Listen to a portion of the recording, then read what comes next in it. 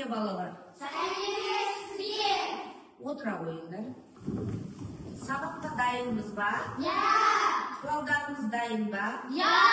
Олай болса, бүгінгі сабағымызды жақсы көңіл күймен бастайық, балалар.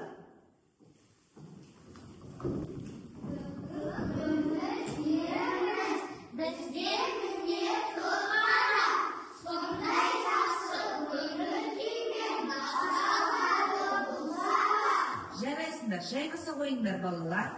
Осындай жақсы көңіл күймен сабағымызға жақсы қатысып, белсенділіктеріңді бітіріңдер. Балалар, бүгін біздің сабағымызда топтық жұмыстар, жеке жұмыстар және түрлі тапсырмалар орындайтын боламыз. Сабақтың барысында, балалар, мен сендерге мына қоржындарды таратып беремін. Өздеріңді осы асықтармен бағалап отырасыңдар. Жарай ма? Сабақтың соңында осы қанша балл жинағандарыңды білесіңдер. Топтық жарыста, балалар, әр топ өздері бағалайтын болады. Көкпар ойыны арқылы біз сабағымыздың тақырыбын бұл көкпар ойында екі топ жарысқа түсеміз.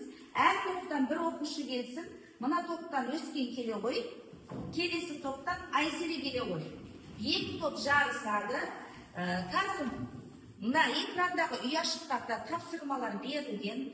Сол тапсырмаларды орындасаңдар, бір қадам алға жылжып, сендердің көкпарларың озып отырады, иә? Сен қай ұяшықты таңдайсың? Бірінші. Ал бірінші ұяшықтан қандай ойынның түрі шықты? Алтын бақан ойыны. Жарайсың, керемет. Бір қадам алға жылжи ғой, Өскен. Айселе, қай ұяшықты таңдайсың? Екінші ұяшықты. Қандай ойын түрі?